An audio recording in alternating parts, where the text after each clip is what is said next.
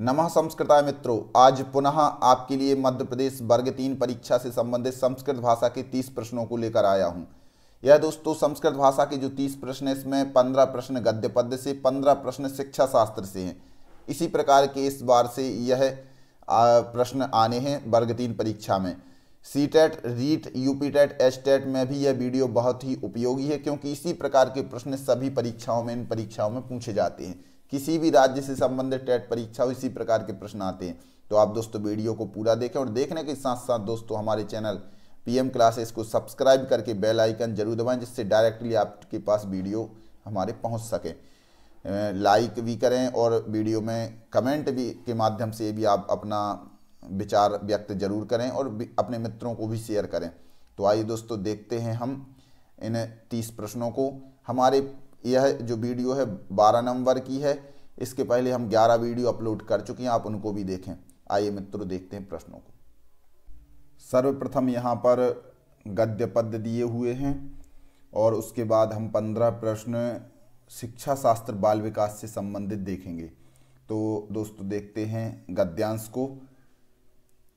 अहो प्रातः कालम अतीव रमणीयम दृश्यम, इसका अर्थ भी हम समझते चलते हैं। अहो प्रातः कालम, आहा कितना अच्छा प्रातः काल है। अहो प्रातः कालम अतीव रमणीयम दृश्यम, अतीव रमणीय दृश्य, बहुत सुंदर दृश्य है। प्रातः वातावरणम अतीव शुद्धम भवति, प्रातः वातावरणम, प्रातः काल का जो वातावरण है वह अतीव शुद्धम भवति, बहुत शुद्ध होता है। अच्छा शुद्ध वातावरण प्रातः काल का होता है। सर्वत्र शीतल वायु प्रवहति, सभी जगह शीतल वायु ठंडी हवा प्रवहति मतलब बहती है। सूर्य उदेति, सूर्य उगता है। सूर्य प्रकाशः सर्वत्र प्रसरति, सूर्य प्रकाश सभी जगह फैलता है। उद्याने सुंदराणि पुष्पाणि विकसन्ति, उद्यान में सुंदर पुष्प विकसित होते हैं। उद्याने मतलब उद्यान में, बगीचे में, सुंदराणि पुष्पाणि, सुंदर पुष्प विकसित होते हैं। तेसु मतलब उन पुष्पों पर, यहाँ पर पुष्प की बात चल रही थी। उद्यान में सुंदर पुष्प विकसित होते हैं। तेसु मतलब उन पुष्पेषु, पुष्पों में। भ्रमराः इतस्ततः भ्रमन्तः गुंजन्ति, भ्रमराः मतलब भौरे, इतस्ततः यहाँ से वहाँ, भ्रमंता मतलब घूमते हुए, गुंजन्ति मतलब गूंजते हैं, गुंजन करते हैं। खगाः गीतम गायन्ति, खगाः मतलब पक्षी, गीतम गायन्ति गीत गाते हैं। मनुष्याः, मनुष्य उत्थाय, मनुष्य उठ करके, सूर्यम नमन्ति, सूर्य को नमस्कार करते हैं। ये सब प्रातः काल का वर्णन यहाँ पर दोस्तों चल रहा है। प्रातः छात्राः सूर्योदयात् पूर्वम शयनम त्यजन्ति, प्रातः काल में, छात्रा मतलब छात्र, पढ़ने वाले लोग, विद्यार्थी, सूर्योदयात् पूर्वम सूर्य उदय से पूर्व ही, शयनम त्यजन्ति शयन को त्याग देते हैं, सोने को त्याग देते हैं, बिस्तर छोड़ देते हैं। ते ईश्वरम स्वजननी जनकौ च नमन्ति, ते मतलब वे छात्र, ईश्वरम ईश्वर को, स्वजननी जनकौ अपने माता पिता को, च नमन्ति नमस्कार करते हैं। स्नानम कृत्वा स्नान करके, प्रातरासम कृत्वा मित्रैः सह विद्यालयम गच्छन्ति, स्नानम कृत्वा नहा करके, प्रातरासम कृत्वा, प्रातरासम यह जो शब्द दोस्तों यह सुबह के भोजन के लिए आया है। तो सुबह भोजन करके, प्रातरासम कृत्वा मित्रैः सह मित्रों के साथ, विद्यालयम गच्छन्ति विद्यालय जाते हैं। कृषकाः क्षेत्राणि गच्छन्ति, जो किसान हैं वह खेत की ओर जाते हैं। क्षेत्राणि मतलब खेत की ओर, गच्छन्ति जाते हैं। समाचार पत्र वाहका, समाचार पत्र वाहक, समाचार पत्राणि सर्वेभ्यः वितरति, समाचार पत्रों को सभी जगह वितरित करते हैं, बांटते हैं। प्रातः काले, प्रातः काल में, शुद्ध वातावरण में, उद्याने केचन भ्रमन्ति, कुछ लोग उद्यान में भ्रमण करते हैं। केचित् व्यायाम कुर्वन्ति, कुछ लोग व्यायाम करते हैं। केचन मनुष्याः स्वस्वकार्याणि कुर्वन्ति, और कुछ मनुष्य अपने अपने कार्य को करते हैं, अपने अपने कार्यों में लगे रहते हैं। तो इस प्रकार दोस्तों यह गद्य है।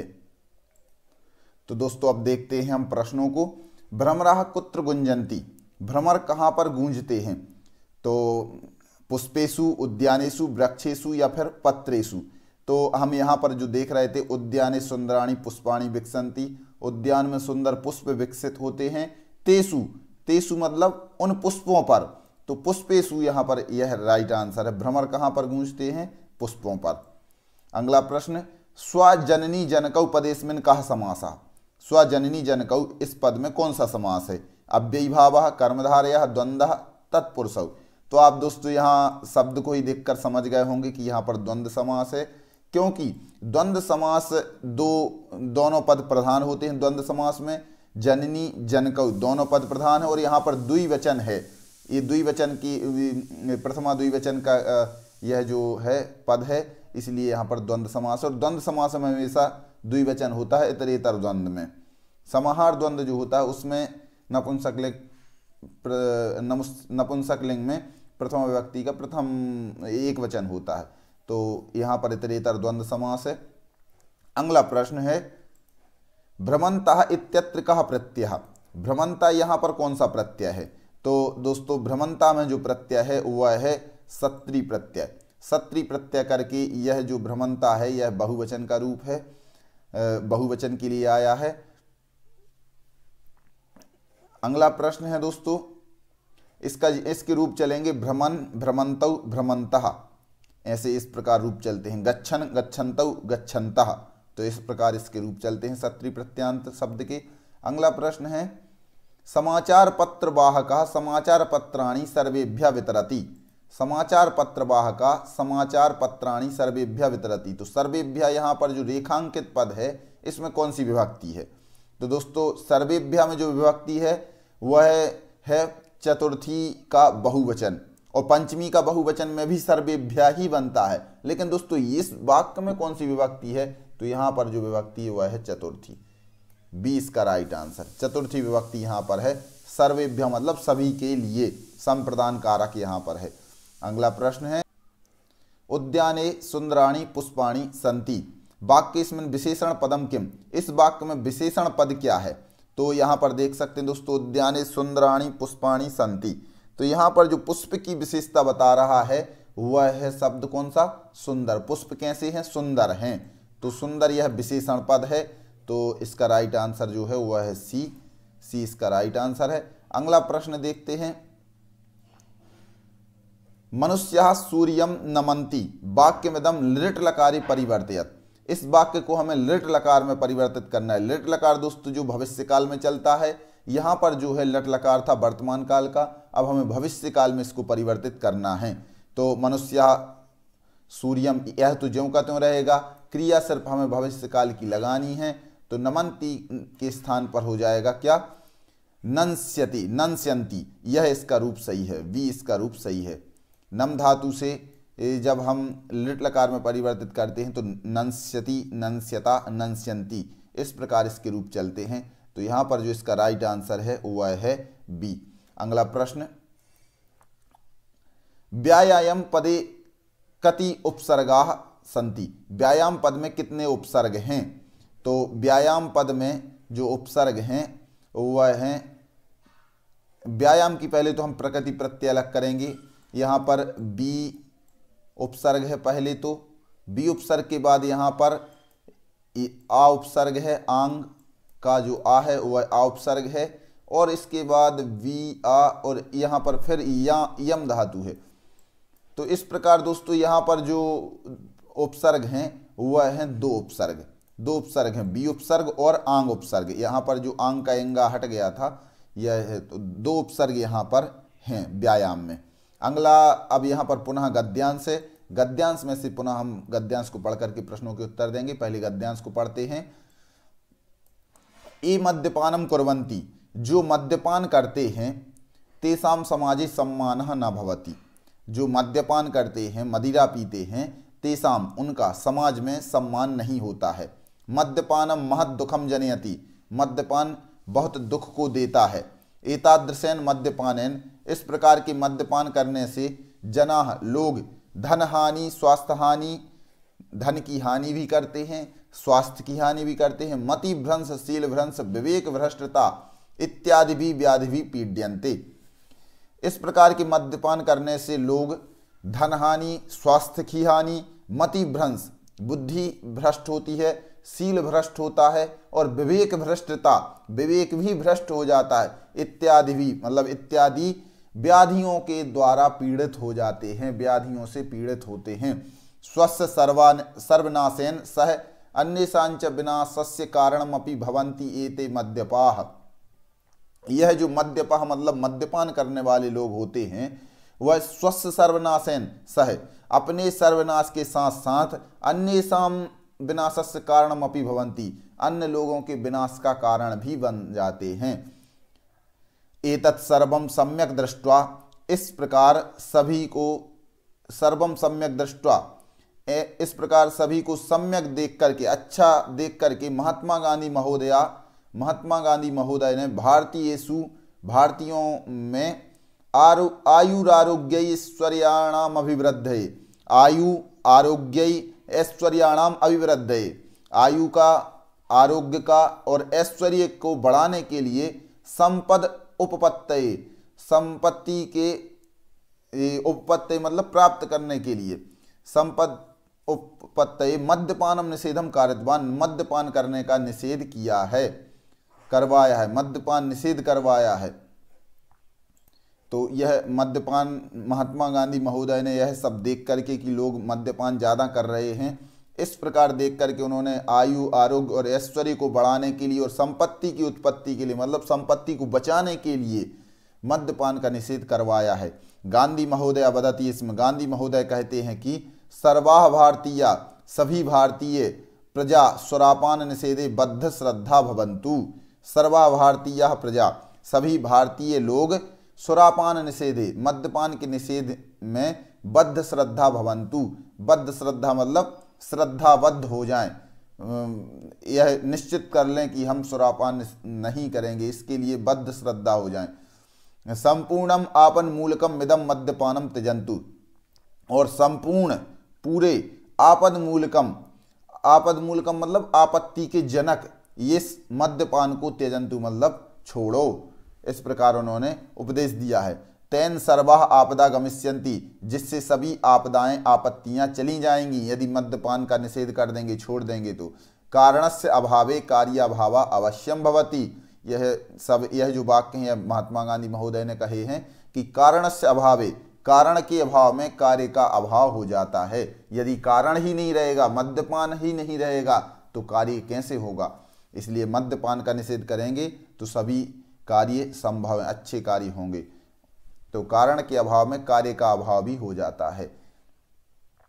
अब यहाँ पर दोस्तों प्रश्न दिए हैं, अब हम इन प्रश्नों के उत्तरों को देखेंगे। पहला प्रश्न यहाँ पर कस्याभावे कार्याभावो भवति, तो यही पूछ लिया गया है, किसके अभाव में कार्य का अभाव हो जाता है, तो कारणस्य अभावे। इसका राइट आंसर आपको पता चल गया होगा, सी इसका राइट आंसर है, कारणस्य अभावे कार्याभावो भवति।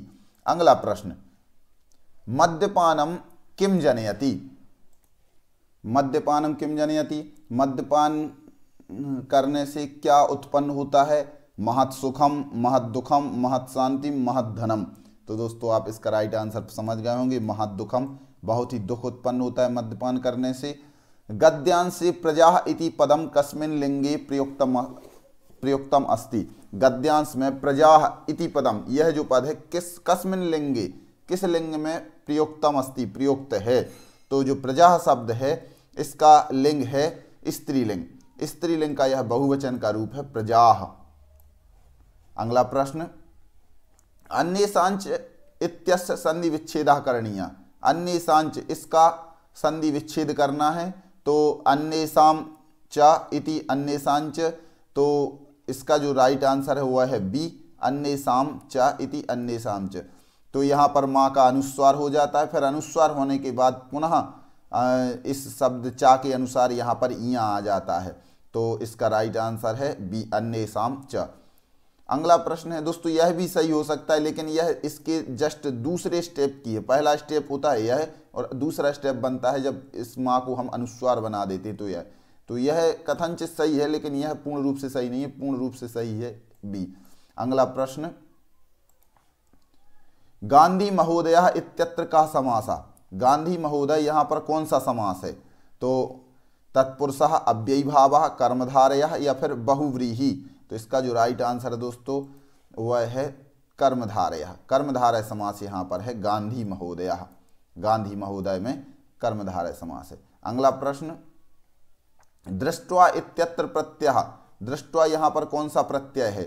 तो दृष्ट्वा में जो प्रत्यय है ड़ेबुल, त्वा, ता या ल्यप। तो दोस्तों यहाँ पर जो प्रत्यय है वह है त्वा प्रत्यय।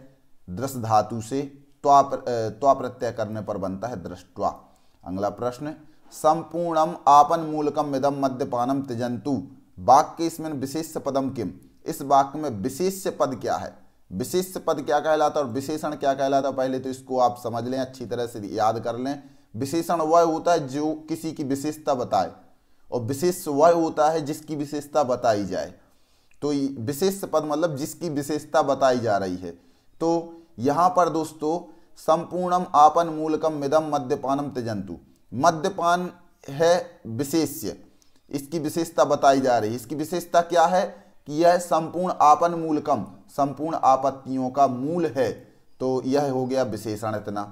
इतना आगे का विशेषण है, यह है यहाँ पर विशेष्य। तो विशेष्य यहाँ पर क्या है? मद्यपानम। यह ए इसका राइट आंसर है। अगला प्रश्न है, ला वर्णस्य उच्चारण स्थानम विद्यते। ला वर्ण का उच्चारण स्थान क्या है? मूर्धा, दंता, तालु, कंठा। तो इसका जो सही है लृतुलसानाम दंतः। तो इसका सही उच्चारण स्थान है ला का दंत। अगला प्रश्न, पिता पुत्र पर क्रोध करता है। पिता पुत्र पर क्रोध करता है। संस्कृते अनुवादम कुरुत। संस्कृत में इसका अनुवाद करना है। तो पिता पुत्र पर क्रोध करता है, इसको हम पहले तो कर्ता देखेंगे। कर्ता क्या है? पिता। तो पिता तो कर्ता में सब में एक वचन होगा। तो यहाँ पर पिता पिता पिता ए गलत हो जाएगा, बी पहले ही गलत हो गया। ठीक है। अगला इसके बाद है पुत्र पर। तो पुत्र पर पुत्रम, पुत्रम, पुत्रे, पुत्राय। तो क्रोध धातु जो है वह जो क्रोध धातु होती है उसके साथ जो आगे आता है उसमें चतुर्थी विभक्ति लगती है। क्रोध दहेर्ष्या सुयार्थानाम यम प्रतीकोपः। इस प्रकार दोस्तों ये एक सूत्र है और इस सूत्र के द्वारा क्रोध, दुह, ईर्ष्या इन धातुओं के साथ चतुर्थी विभक्ति होती है। तो इसका राइट आंसर हो जाएगा सी, पिता पुत्राय क्रुध्यति। पिता पुत्राय क्रुध्यति, यह इसका राइट आंसर है। अगला प्रश्न, अहम तस्मै धनम ददामी। अहम मतलब मैं, तस्मै मतलब उसके लिए, धन मतलब धन को, ददामी मतलब देता हूँ, मैं उसके लिए धन को देता हूँ। इस वाक्य का वाच्य परिवर्तन करना है। दोस्तों वाच्य परिवर्तन हम करेंगे। वाच्य परिवर्तन के नियम होते हैं। वाच्य परिवर्तन में यह तो कर्तृवाच्य का है, तो कर्तृवाच्य का नियम है 1, 2 और 1। मतलब कर्ता में प्रथमा, कर्म में द्वितीया, फिर जो क्रिया होती है वह कर्ता के अनुसार चलती है। अब इसको हम परिवर्तित करते हैं 3, 1, 1 में, 311 में। 121 को हम 311 में परिवर्तित करते हैं। मतलब इसमें जो प्रथमा विभक्ति थी तो प्रथमा के स्थान पर हम तृतीया कर देंगे, द्वितीया के स्थान पर प्रथमा कर देंगे, और यहाँ पर जो प्रथमा थी जो कर्ता के अनुसार क्रिया चल रही थी अब वह कर्म के अनुसार क्रिया चलेगी। तो इस प्रकार दोस्तों आप यदि वाच्य परिवर्तन की वीडियो देखना चाहते हैं, अच्छे से सीखना चाहते हो, तो मैंने वीडियो बनाई है, आपको यहाँ पर लिंक सजेस्टेड वीडियो में आ गई होगी। देखते हैं। अब इसको हम बदलते हैं। अहम, अहम के स्थान पर हो जाएगा तृतीया विभक्ति मया। तो मया यहाँ पर भी है, यहाँ पर भी है और यहाँ पर भी है, यह गलत हो गया। फिर इसके बाद तस्मई, तस्मई ज्यों का त्यों रहेगा। तस्मई यहाँ पर ज्यों का त्यों देखते हैं। तस्मई ज्यों का त्यों, क्योंकि इसमें चतुर्थी विभक्ति है, संप्रदान कारक है। तो ज्यों का त्यों कहाँ पर है? इसमें भी है और इसमें भी है। अब इसके बाद धनम, धनम दीयते। धनम, धनम भी ज्यों का त्यों है, क्योंकि धन जो शब्द नपुंसकलिंग का है, प्रथमा में भी एक सा बनता है और द्वितीया में भी एक सा, द्वितीय विभक्ति में भी एक से बनते। तो धनम, धनम ज्यों का त्यों। अब यहाँ पर है क्रिया। तो क्रिया जो होती है दा धातु है। दा धातु में हम यते जोड़ेंगे तो क्या बनेगा? दायते। लेकिन दोस्तों हमने जैसे पा धातु का पिछले वीडियो में बताया था, पा धातु का बनता है पीयते, ऐसे ही दा धातु का बनता है दीयते। तो यह यहाँ पर जो क्रिया हो जाएगी वह है दीयते। तो मया तस्मई धनम दीयते, यह इसका राइट आंसर है बी। बी इसका राइट आंसर है। अगला प्रश्न है, अंतस्थ वर्णानाम क्रमः कः। अंतस्थ वर्णों का क्रम क्या है?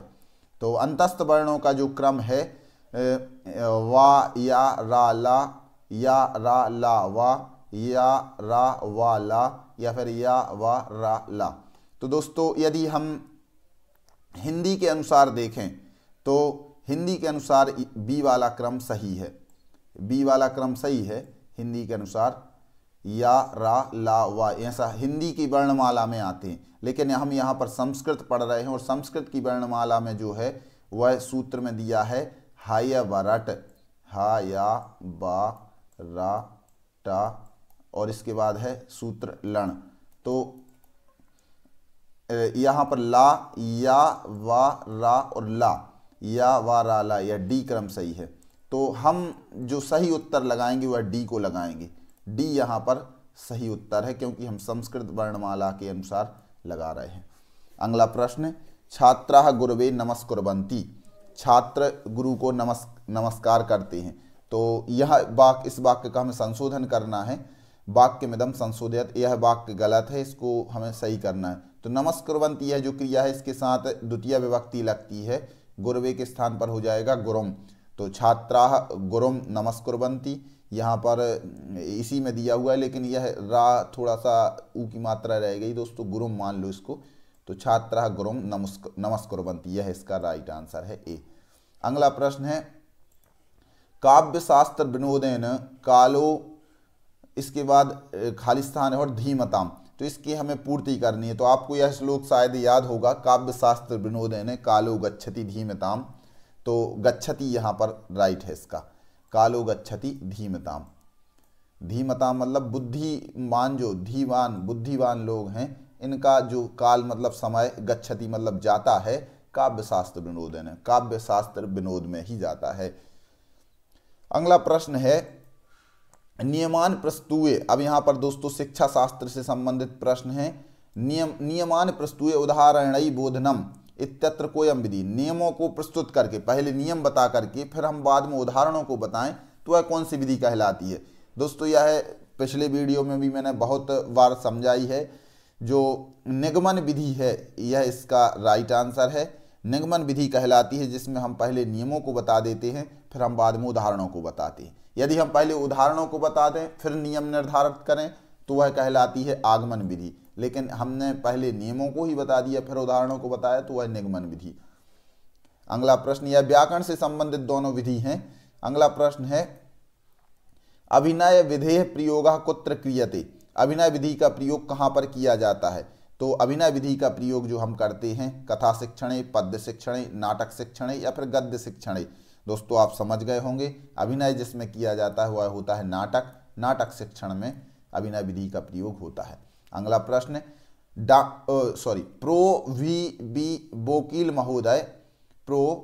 Professor VP. वोकील महोदयन संस्कृत शिक्षणे कस्य विधेः प्रयोगः कृतः। Professor VP. वोकील महोदय ने संस्कृत शिक्षण में किस विधि का प्रयोग किया है, अनुवाद विधि, प्रत्यक्ष विधि, पाठशाला विधि या फिर पाठ्यपुस्तक विधि। तो इनने जो विधि का प्रयोग किया है वह विधि है प्रत्यक्ष विधि, प्रत्यक्ष विधि का प्रयोग इन्होंने किया हुआ है वी.पी. वोकील महोदय ने। संस्कृत भाषा शिक्षण से अंतिमम कौशलम विद्यते, संस्कृत भाषा शिक्षण का अंतिम कौशल क्या है। तो दोस्तों किसी भी भाषा के जो कौशल हैं उन कौशलों में सबसे पहले आता है श्रवण कौशल श्रा, फिर इसके बाद आता है भाषण कौशल, फिर इसके बाद आता है पठन कौशल, इसके बाद आता है लेखन कौशल। तो आप इसको याद कर लें, श्रभापले, श्रभापले, इसको आप थोड़ा सा सूत्र टाइप का बना लें जिससे आपको याद रहे। श्रभापले मतलब श्रा श्रवण, भा भाषण, पा पठन, ला लेखन। तो लेखन यह राइट आंसर है। अंतिम कौशल जो होता है वह होता है लेखन कौशल। इसके बाद अगला प्रश्न दोस्तों, उपचारात्मकम शिक्षणम किम, उपचारात्मक शिक्षण क्या है। तो छात्राणाम समस्या दूरी भवन्ति, समस्या दूरीभूता भवन्ति, छात्रों की जो समस्याएं हैं वह दूर हो जाती हैं। या फिर शिक्षण मिदम समागतेभ्यः दोषेभ्यः त्रायते, इस शिक्षण से आए हुए दोषों का निवारण होता है, दोषों का निवारण हो जाता है। या फिर छात्र शिक्षक यो नूतनाम स्फूर्ति जागृति, छात्र और शिक्षक के बीच में नई स्फूर्ति का जागरण होता है। या उपर्युक्तम कथनत्रयम सत्यम, उपर्युक्त तीनों कथन सत्य हैं।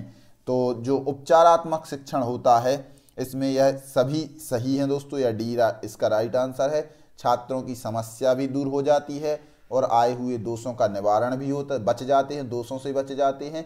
और छात्रा शिक्षक यो नूतना स्फूर्ति जागृति, छात्र और शिक्षक के बीच में नई स्फूर्ति का जागरण होता है। अगला प्रश्न, शिक्षायाः प्रमुखम उद्देश्यम किम भवेत्, शिक्षा का प्रमुख उद्देश्य क्या होना चाहिए? धनोपार्जनम, स्वार्थ साधनम, सर्वांगीण विकासः, सर्वत्र भ्रमणम। तो इसका जो राइट आंसर है वह है सी, सर्वांगीण विकास होना चाहिए। शिक्षा का प्रमुख उद्देश्य सर्वांगीण विकास है। आप दोस्तों वैसे यह नॉर्मल क्वेश्चन है, सभी को पता है कि शिक्षा का उद्देश्य होता है किसी भी छात्र का सर्वांगीण विकास करना, विद्यार्थी का सर्वांगीण विकास करना। तो यह राइट आंसर है। अगला प्रश्न है, छात्रस्य ज्ञानात्मक क्षेत्रस्य परीक्षणम कथम क्रियते, छात्र के ज्ञानात्मक क्षेत्र का परीक्षण किससे किया जाता है? दर्शनेन, परीक्षया, मूल्यांकनेन या फिर भाषणेन। तो इसका जो राइट आंसर है वह है परीक्षया, परीक्षा के द्वारा किया जाता है ज्ञानात्मक क्षेत्र का मूल्यांकन कि इसने ज्ञान अर्जन, छात्र ने ज्ञान अर्जन कितना किया है। अगला प्रश्न, संप्रेषणाय किम कर्तव्यम, संप्रेषण के लिए क्या करना चाहिए?